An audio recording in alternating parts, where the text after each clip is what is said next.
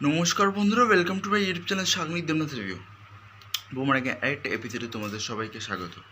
হ্যাঁ জানি মাঝখানে আমি কিছুদিন অফ হয়ে গেছিলাম, কারণ বোমারাকে দেখো কোনো আপডেট না পেলে বা কিছু যদি না পায় তো উল্টোপাল্টা ভিডিও বানিয়ে তো লাভ নেই, শুধু মাত্র ভিউজের জন্য। ঠিক আছে, আচ্ছা যেটা বলছি, বুমারাঙ্গের কিন্তু মারাত্মক প্রমোশনস অলরেডি স্টার্ট হয়ে গেছে আর আরও স্টার্ট হবে।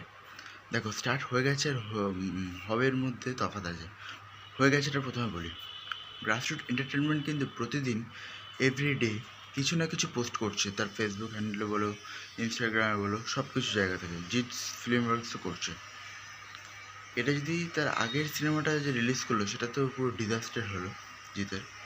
ওইটার সময় যদি একটু করতো, মানে আরও ভালো করে করতো, তাহলে আরও ভালো হতো।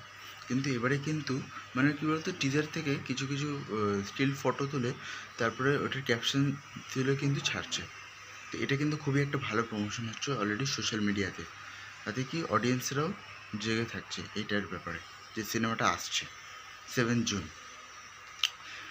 আচ্ছা, এবার আমি প্রমোশনস হবের ব্যাপারটা বলি। প্রমোশনস হবে মানে হচ্ছে এই মেটা ধরে এবার চলে এসছে, জুন 7 রিলিজ। তো মে মাসটা পুরো জুড়ে কিন্তু মারাত্মক প্রমোশনস হতে চলেছে। গান তো আসবেই, নতুন পোস্টারও আসতে পারে, তারপর বিভিন্ন জায়গায় গিয়ে প্রমোশন হলো, এরকম ব্যাপার। দেখো মেতে তো হচ্ছে ঠিক আছে, কিন্তু মে 1 এদিনকে একটা গানের আপডেট কিন্তু আসতে পারে, চান্স আছে, কেন কি ওই দিনটা ভালো আমি জানি। আর জিদ্দা এখন এরকম দিন কিন্তু ছাড়ছে না, সব দিনই কিন্তু প্রমোশন করছে। তো আশা করা যায় যে এই দিনকেও কিছু না কিছু আমরা মানে মানে প্রথম গানের ঝলক বা কিছু নতুন পোস্টার বা কিছু না কিছু একটা কিছু দেখতে পাবো মে 1।